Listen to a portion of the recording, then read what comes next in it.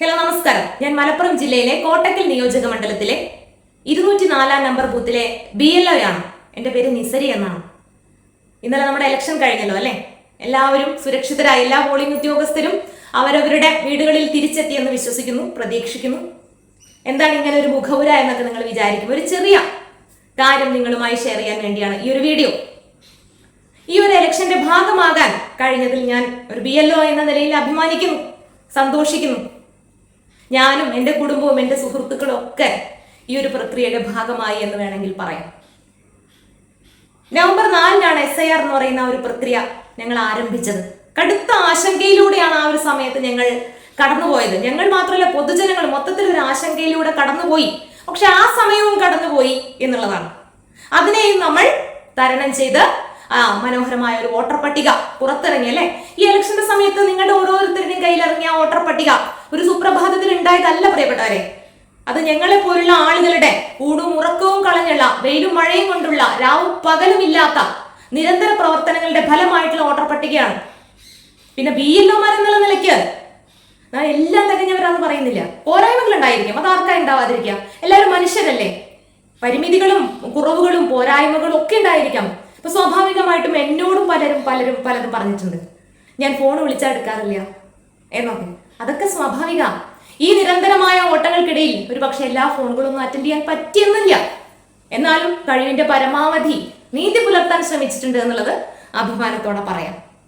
പക്ഷെ ഇന്നലെ ഇലക്ഷൻ കഴിഞ്ഞതോടുകൂടി ഞങ്ങൾ BLOമാർ മൊത്തം നിരാശയിലാണ്. നിങ്ങൾക്കറിയോ, മലപ്പുറം ജില്ലയിലെ പെരിന്തൽമണ്ണയില് ഒരു BLOക്ക് നേരെ കടുത്ത ആക്രമണമാണ് ഇന്നലെ നടന്നിട്ടുള്ളത്. അദ്ദേഹം ജോലി ചെയ്യുന്ന ബൂത്തിലെ ഡ്യൂട്ടിയിൽ ഉണ്ടായിരുന്ന ചില പോലീസുകാരിൽ നിന്നും വളരെ കടുത്ത സമീപനം എന്ന് വേണമെങ്കിൽ പറയാം. ആ വീഡിയോ ഞാനും കണ്ടിട്ട് നിങ്ങളും കണ്ടിട്ടുണ്ടായിരിക്കും അല്ലേ? ഞങ്ങൾ എന്ത് തെറ്റാണ് ചെയ്തത്? എന്ത് സുരക്ഷിതത്വമാണ് ഞങ്ങളുടെ ജോലിക്കുള്ളത്? നമ്മളൊക്കെ 56 വയസ്സിൽ റിട്ടയർ ചെയ്യുന്നത് വരെ ഒരു പക്ഷേ ഈ BLO ഡ്യൂട്ടി ചെയ്യേണ്ടതായിരിക്കാം. ഇനിയും എത്രയോ പുതിയ BLOമാർ ഈ രംഗത്തേക്ക് കടന്നു വരേണ്ടതുണ്ട്. എന്ത് സുരക്ഷിതത്വത്തിലാണ് നമ്മളിത് ചെയ്യുന്നത്? ഇന്നതൊരു പോലീസുകാരനിൽ നിന്നാണെങ്കിൽ നാളെ അത് പൊതുജനത്തിന്റെ കയ്യിൽ നിന്നായിക്കൂടെ?